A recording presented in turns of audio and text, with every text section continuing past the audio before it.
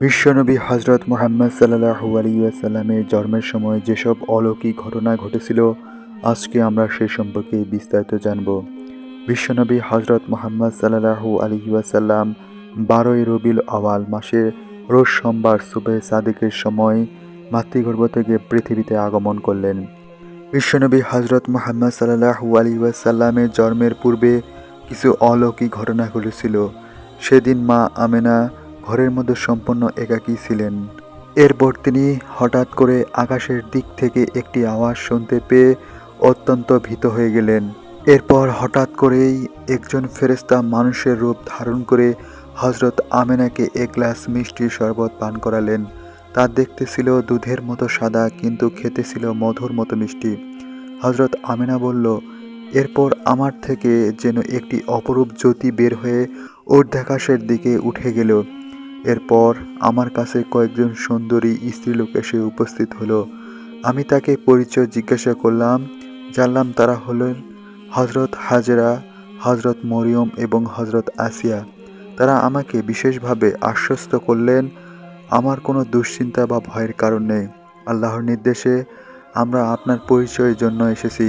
এ সময় আমি একটি অদৃশ্য আওয়াজ শুনতে পেলাম, এবং শিশুটিকে মানুষের দৃষ্টির অন্তরালে রাখো। এরপর আমি দেখলাম বেশ কিছু সুন্দরী মহিলা রূপার থালাই করে মেশক, আম্বর ও অন্যান্য সুগন্ধি দ্রব্য নিয়ে ঘরের মধ্যে প্রবেশ করল। এরপর আমি আরও দেখতে পেলাম কতগুলো অপূর্ব পাখি আমার ঘরের উপরে উড়ে বেড়াচ্ছে। ওইরকম সুন্দর বর্ণ এবং আকৃতির পাখি ইতিপূর্বে আমি আর কখনোই দেখিনি। এগুলো দেখে আমার চোখ জুড়িয়ে গেল। এমন অবস্থার আমার পুত্র হজরত মুহাম্মদ সাল্লাল্লাহু আলাইহি ওয়াসাল্লাম ভূমিষ্ঠ হলো। আমি কোনো কিছুই উপলব্ধি করতে পারলাম না। সে ভূমিষ্ঠ হয়ে সিজদায় পতিত হয়ে বলল, লা ইলাহা ইল্লাল্লাহ মুহাম্মাদুর রাসূলুল্লাহ সাল্লাল্লাহু আলাইহি ওয়াসাল্লাম। শিশু ভূমিষ্ঠ হবার রাতে ঘটনাক্রমে মা আমেনার ঘরে কোনো বাতি ছিল না। মা আমেনা এই ঘটনাক্রমে আরও বলল, আমার ছেলের দেহের আলোকে আমার গৃহ এরূপ আলোকিত হয়ে গেল যে ঘরের মেঝে পতিত শিশু যেন সে আলোতে দেখা যাচ্ছিল। সে আলোর ছটা এমনই উজ্জ্বল ছিল যে তার ঝলকে সিরিয়ার দেশটি পর্যন্ত আমার চোখের সামনে ভেসে উঠল। হজরত আমেনা বললেন, এরপর এক খণ্ড সাদা মেঘ নেমে এসে শিশুকে আমার কোল থেকে তুলে নিয়ে গেল। এ সময় কে যেন বলল, একে পূর্ব পশ্চিমের সমগ্র এলাকা ঘুরিয়ে নিয়ে আসো, যেন সারা দুনিয়া এর কাছে পরিচিত হয়ে যায়। কিছুক্ষণ পর উক্ত সাদা মেঘখণ্ড ফিরে এসে আমার পুত্রকে আবার কোলে ফিরিয়ে দিল। পরক্ষণে দেখলাম সূর্যলোকের মতো সুন্দর চেহারা বিশিষ্ট 3 জন লোক এসে আমার কাছে দাঁড়ালো। তাদের একজনের হাতে ছিল একটি স্বর্ণের লোঠা, আর একজনের হাতে ছিল এক টুকরা রেশমি কাপড়ের আবৃত আংটি, এবং অন্যজনের হাতে ছিল একখণ্ড সুন্দর পশমি কাপড়। তাদের প্রথম ব্যক্তির কোল থেকে আমার ছেলেকে নিয়ে লোটার পানি দিয়ে গোসল করল।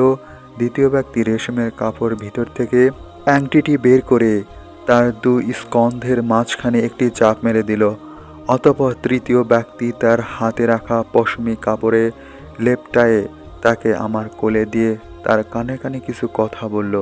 আমি তার সব কথা বুঝতে পারলাম না, তবে যা বুঝতে পারলাম তা হলো, হে আল্লাহর রাসূল, আল্লাহ তোমাকে এমন গায়বী এলেম দান করেছেন যা কাউকে দান করেননি। আর তোমার প্রতি শুভ সুসংবাদ হলো, যারা তোমাকে আল্লাহর নবী বলে মান্য করবে ও তোমার প্রতি ঈমান আনবে, তারা তোমার উম্মত বলে গণ্য হবে এবং তারা দোজখের আযাব থেকে মুক্তি পাবে। প্রিয় দর্শক, পরবর্তী ভিডিওর জন্য আমাদের চ্যানেলটিকে একটি সাবস্ক্রাইব এবং ভিডিওটিতে লাইক দিয়ে রাখুন।